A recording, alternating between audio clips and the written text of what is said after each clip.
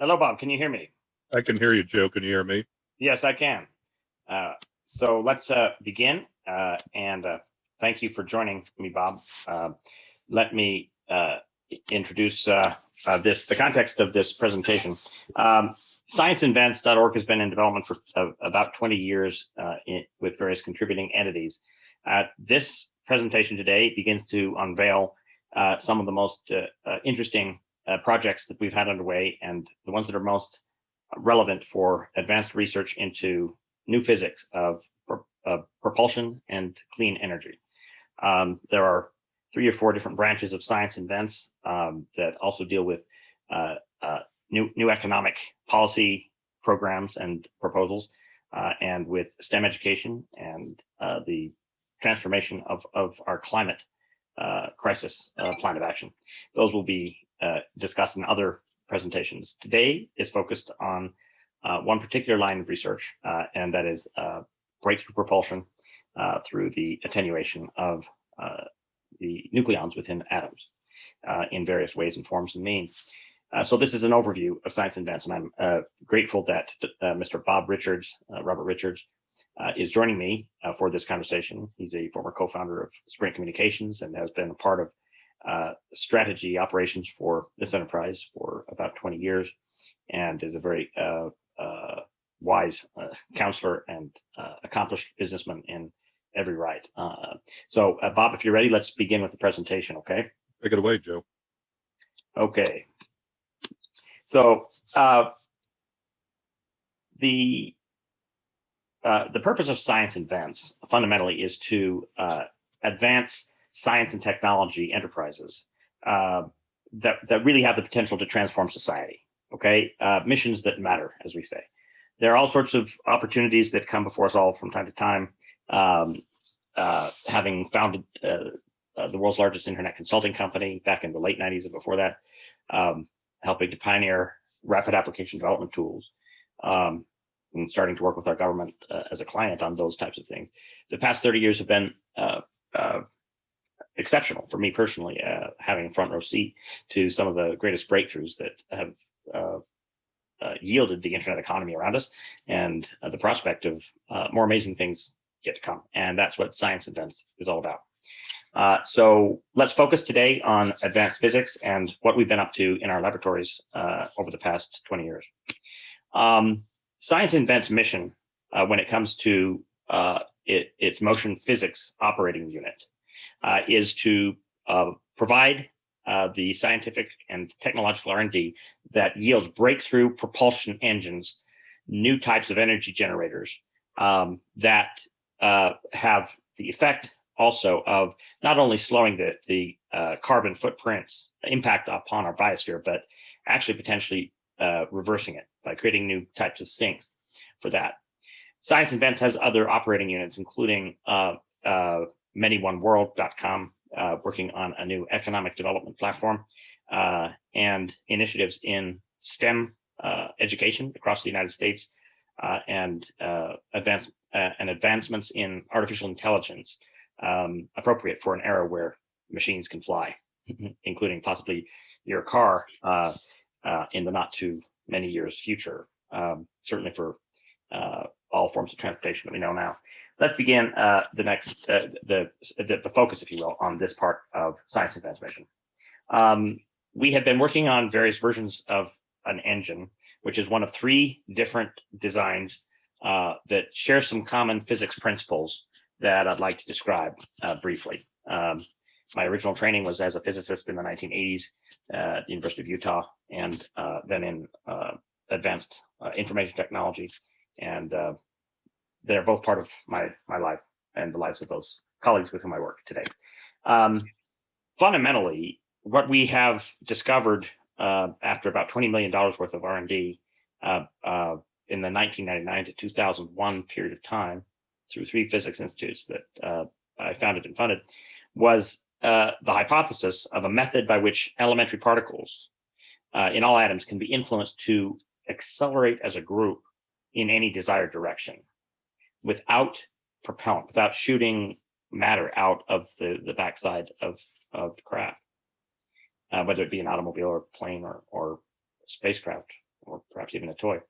And effectively, it is hypothesized in our scientific research at the nuclear science level to gently transform a tiny portion of the incredible speed of light level energies inside of spinning subatomic particles, electrons and quarks, take a little bit of their angular momentum that involves the strong force of nuclear power and linearizes that in 2 steps or 3 steps closer to a line. In other words, to rectify spin into thrust by pushing against the medium of space around us, the medium of inertia that we otherwise call space-time.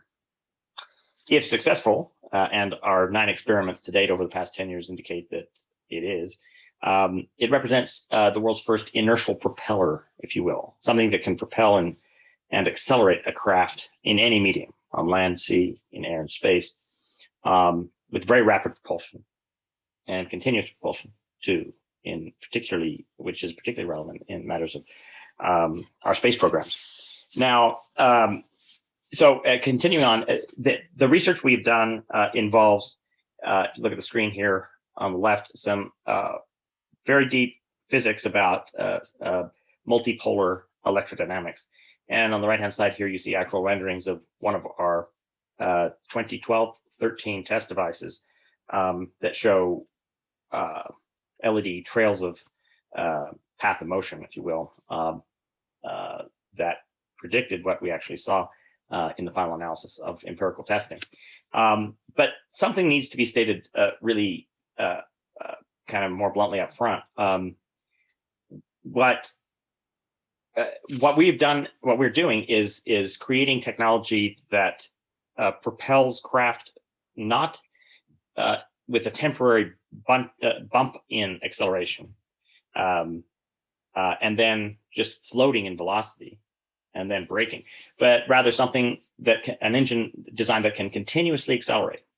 And the difference between the two is enormous, especially if you consider our space race to colonize the moon and to Mars. With every conventional rocket that you have today, and for the last 70 years, give or take 90% of the payload is the fuel required just to get into near Earth orbit. And then you get a little bit of a bump, and then you float your way to the moon over a few days or over a couple of years to Mars in velocity. What we have discovered are physics principles that we believe can and have yielded engine designs that can cause continuous acceleration. There are innumerable benefits to that concept, but it means taking some of the spin power that's involved inside the nuclei of atoms in the circling parts of the engine and converting it into linear thrust without shooting crap out of a nozzle. Creating spacecraft, for example, that aren't gigantic firecrackers, effectively, and the possibility of things like flying cars and just amazing wonders of force field architecture. Just imagine, what if your garage had landing lights within 10 years or 15 years or so? But our discoveries are happening in real time now, and we're entering a new phase. So imagine a voyage to Mars in less than 1 week in a spacecraft whose engine's acceleration produces an artificial one Earth gravity environment for all the crew and passengers along the way to actually walk around, socialize, and live normally during transit, except on takeoff and landing, which would feel, though, nonetheless roughly like a Boeing 747 takeoff or landing, just lasting 20 minutes or 30 minutes or so for acceleration and deceleration.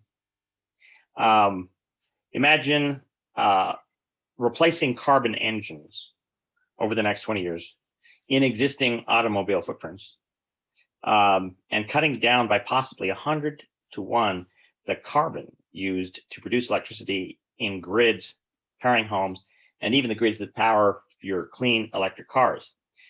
Most of the energy required to recharge an electric vehicle is actually still produced by non-renewable sources and emitting a lot of carbon.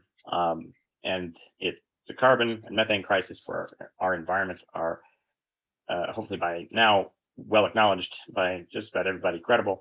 And what we're working on here could have a material impact on the carbon footprint, with the goal not only of just reducing it, but reversing it over the next 20 years or so. And that, to me, is one of our primary goals, is to preserve the near sacred gift of our planet, a coral reef, as Carl Sagan would have referred to it, my hero in science, to preserve our coral reef for generations and generations and generations to come, and restore our biosphere. Now, the type of technologies we're talking about, and I'd like to invite Bob Richards to interject some questions along this line, but let me just introduce this chart. We believe that there are newly discovered physical principles in the study of the nature of inertia, the pushback you get when pushed or pulled, and gravitation, which is nearly equivalent to that, where you fall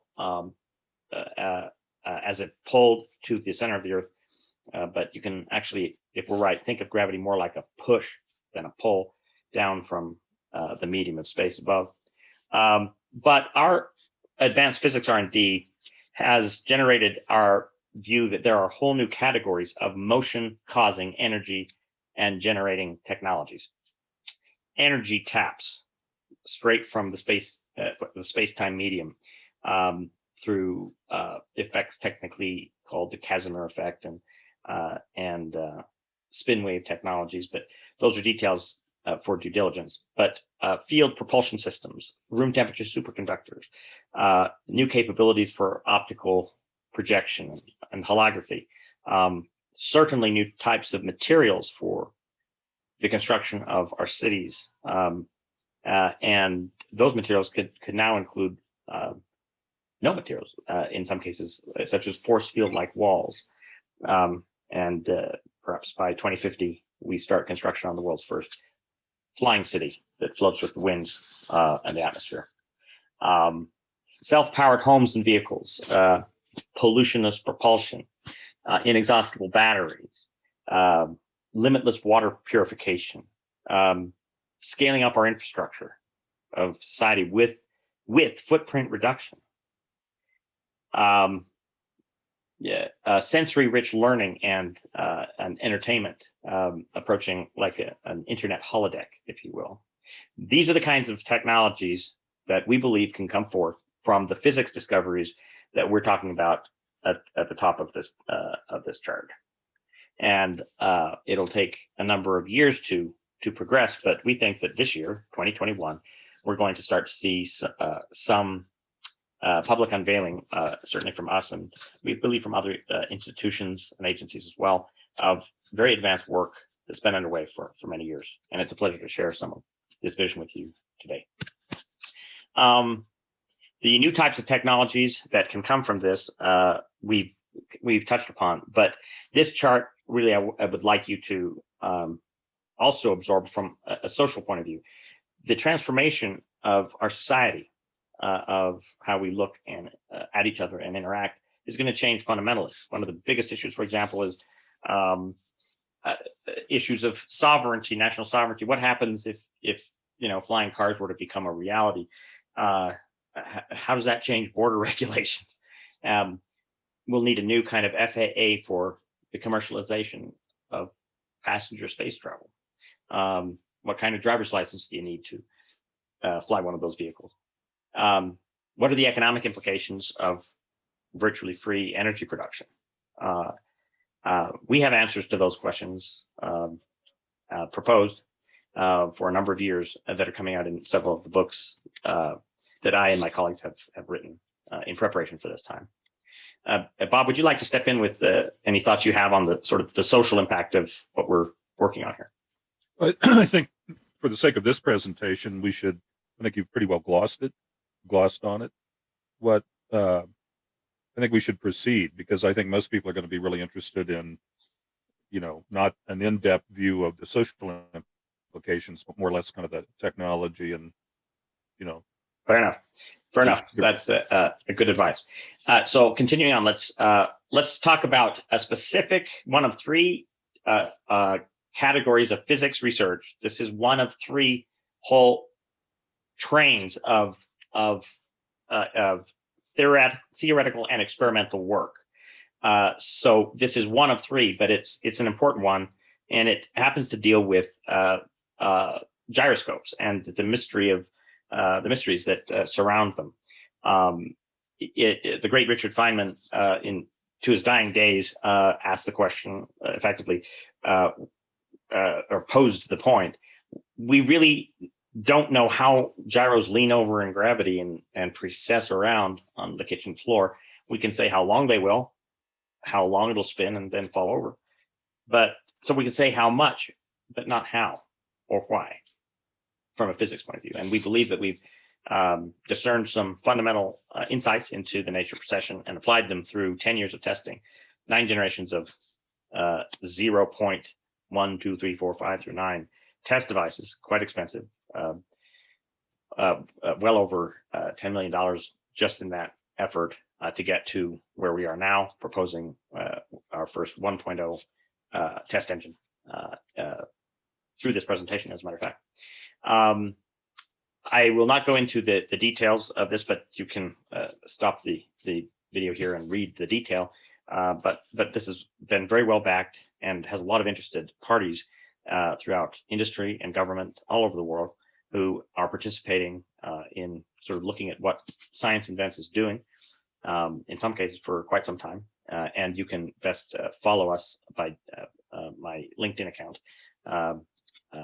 for Science Invents, and you'll be kept in the loop. But scienceinvents.org is our main website, where we'll be presenting regular updates on all of our programs, including our economic development, climate, and STEM education initiatives. Now, let me give you an example of where we were by 2010. What you're looking at here is a 13-inch cube. We built 3 of them. It cost about $750,000. Extremely good engineering, in part by some of the people who built the rovers first rovers that landed on Mars.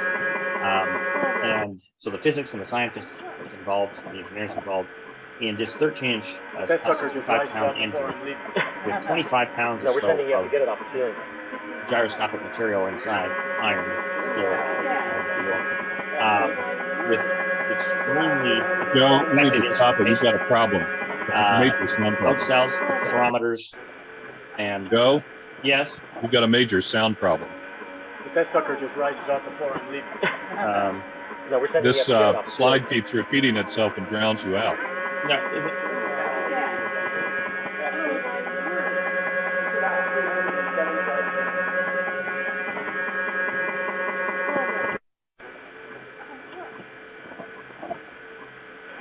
Let's look at this. That sucker just rises off the floor and leaves.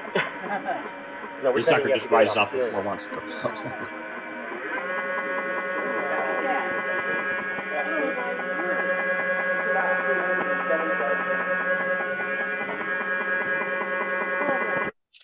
Now, with that device by 2010, which we call acceleromotor 0.5, that 65-pound machine with about 25 pounds of active matter, the gyroscopic propulsive engine core, lifted over 200 pounds of the whole surrounding bulletproof cage, reliably, predictably. And what our goal became is to zero in on exactly what the parameters of RPMs and radii and angles between the gyros and so forth, to identify the sweet spots of resonance and maximization of lift effect. We did, and then proceeded into the next generation. By 2012 and 13, we obtained compelling evidence that our 2001 physics discovered its core was again validated. this particular 0.8 engine was about a 3-foot cube, 230 pounds of steel and aluminum and motors. But about 75 pounds of that only were active matter, was active matter in the sense of propulsion, generating matter. You can actually hear me in the background saying, "We got it, folks." That's lifting up 4 to 5 inches, 230 pounds of gyroscopic machinery, lifting up on less than 120 watts of total power in, less than a light bulb. And our basic hypothesis boils down to this.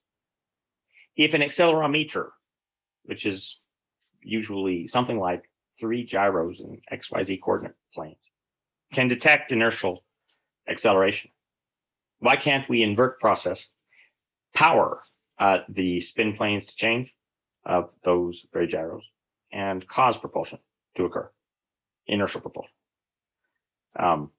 Any good hardcore Newtonian would say that makes a great deal of sense. And it does, because it actually does work. This test device, which was much more advanced than 05, technically it had triaxial gyroscopic capabilities, lifted more than its own weight, again, repeatedly, and it allowed us further insight into the physics of the equations of action and how to maximize the effect size. So we had been advancing for 10 years the physics and the modeling and turning them into test devices at great cost. And this kind of work takes time. It takes a lot of expertise from very wise minds and great engineering talent, and getting your hands dirty in raw engineering, which is actually very enjoyable for me. And then, of course, it comes down to recording data that is of a high enough resolution in sampling per second, and accommodating all the different aspects of data collection that you'd want. Accelerometry, separate from videography, separate from sound, and separate from load cells, basically industrial weight scales. All of those were installed in 2 of our generations of devices, in particular 0.5 in the 2010 to 11 zone, and 0.8 in the 2011 through 13 period. And what you're looking at here in simple terms is asymmetric weight loss, or as the machines get to their peak zones, a loss of weight that is reflected in rough proportion here between the 2 generations of devices. And you'll notice that in the 0.8, the blue graph here, we're looking at pounds of weight lost in both diagrams, and you're looking at seconds on the y-axis, which are comparable in displayed in half-second units. And so these are to scale. You'll notice that as we progress to 08, we discovered means to stabilize the oscillatory effects like counter torque that have to be accommodated in other devices like airplanes, jet airplanes with 2 spinning engines. Chinook helicopters do the same thing, and drones with 4 engines do that. So we've been figuring out how to stabilize the lift effect. But if you look at the peaks here, our 65-pound 05 lifted at its peaks more than 200 pounds of weight, and 08 did even more than that, about 230 pounds of weight lost at peaks. And you'll notice that it doesn't, in 08, for example, it doesn't have the ups and downs of oscillations as much as earlier versions, because it was more stable, much more like a helicopter taking off and gently landing, not someone jumping up and down on a weight scale. Because if the machines were just simply jumping up and down, sometimes called the washing machine effect in circles that discuss this kind of stuff, you'd see a lot more symmetry in weight gain on the weight scales versus weight loss. And you see the progression that was made, and we've made much further progress since 2013 2014 era when this was completed.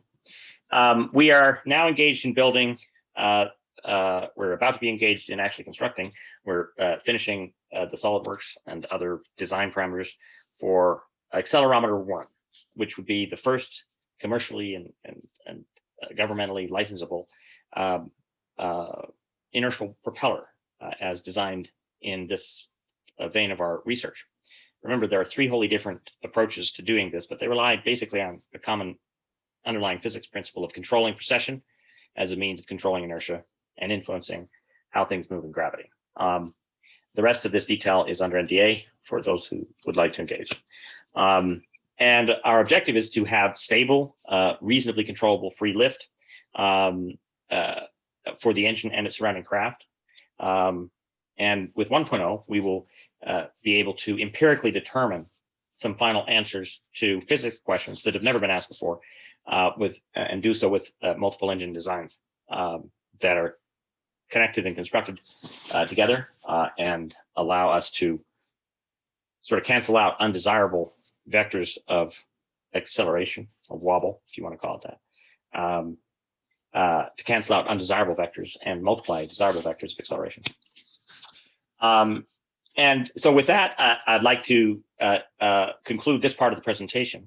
The next part will be in our next discussion and presentation online at scienceinvents.org. But it is, how does this work from an economic and a stakeholder perspective? How do people make money who want to put money behind us and make this happen? And how does that money get spent and ultimately benefit the public as a whole? And I will just give a quick preview of what we'll discuss in detail with those who would like to proceed further. But the structure of how Science Invents works involves many years of involvement with academia and advice from and observation from agencies of government, and includes a lot of focused investors of capital over the past 20 years who are counting on us to succeed and make a decent, excellent return in liquidity and give a great gift to the world in the process and do so safely. We are aiming for an immediate goal of approximately $1 million this month to finance the completion of Accelerometer 1 on a 120-day design to the commencement of full-scale testing of 1.0. It would be the first propellantless propulsion engine. And again, we have two other designs that work on more of a field emission basis rather than gyroscopic management of the atoms that are spinning, but they derive from the same underlying physics principles that are behind the scenes, well proven to our satisfaction. And then later this year, raise a considerably larger sum of money for the entire sweep of Science Invents programs and missions, which include very much so advanced AIT, artificial intelligence technology, or advanced internet technology, however you want to use the acronym, but basically advanced information technology and AI technology to help these kinds of machines operate under ethical command and control. But also we have a complementary major initiative to address the economic implications of this kind of propulsion and energy physics. How does it impact the economic system? And our work at manyoneworld.com is another part of Science Invents that we'll be presenting later. But economic development and comprehensive STEM education expansion across the United States and the world are principal priorities of our entire enterprise. We really feel that we've thought this through as a group and with the broad alliance of scientists and experts around the world for a long time. And so we feel that we're one of the leaders here and would like to continue to lead and would request your help. We have specific budgets and a timeline for how this next engine is going to be built. Would like it to be soon. And so inquiries and responses to this are already underway, of course, obviously proposals out there, that would like to get the budget funded very fast for this, so that by the summer we could be in active testing at multiple locations for this class of this branch of our physics research program into propulsion. I won't go into the details of the financial program, but you can pause this and look at and read some of the facts of how our unique liquidity system is designed to avoid market volatility, to avoid the chaos of IPOs and acquisition transactional challenges like acquisitions and such. Science Invents is here to stay, and it has a unique liquidity model that you can learn about here and in further discussions with management. We have world-class people involved as both leaders and advisors. Here are some of us who have been involved over the past 20 years and will continue to be involved. Again, you may pause this and read these at your pleasure.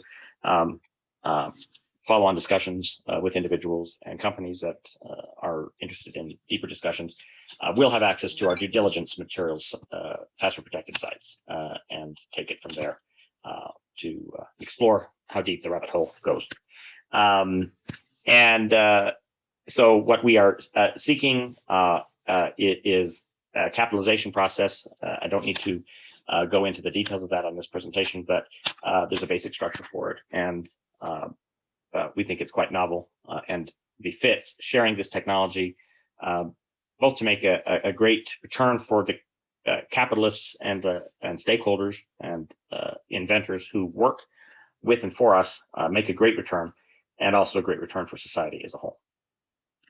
Our due diligence site is available, and it contains over 100 major published papers, some of which we've produced internally and had peer reviewed, and others, the majority externally created, that we reference in support of our overall set of physics research programs underway. But fundamentally, there are top flight studies now that are coming out all over the place that clearly open the door to the plausibility that our claims may very well clarify how inertia and gravitation actually work from a physics point of view. Not how much, but how. And that represents a great transition for our understanding of the most fundamental discipline of science, which is physics. And it's a great privilege to help lead it. For those interested, also in our due diligence follow-up, we can describe the inception of this program. It was called Project Renaissance, proposed to various colleagues in industry and in government by me in 1998, just as I was leaving US Web after having founded the world's largest internet consultancy. And so Project Renaissance is a blueprint that spans from 2000 to 2050. And it contains a lot of due diligence that will be of interest. So thank you for your attention today. And I look forward to continuing on with individual and more targeted discussions for those who would like. You're welcome to contact us at the contact information provided. And thank you so much for your time and attention to this presentation from Science Invents.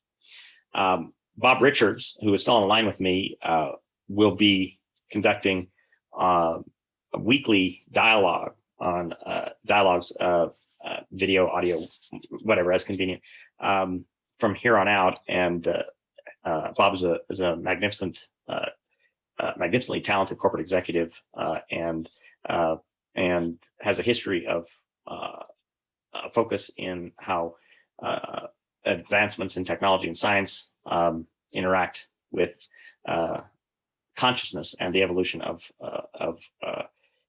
the mind of society as well. And I'm looking forward to having Bob do more of the talking on some of these topics soon.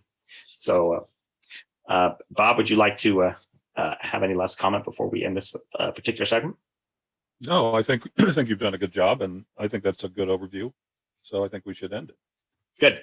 Well, thank you for your time, and we'll be interacting through our blog accessible on the site in the next few days. Thank you so much for your time and attention.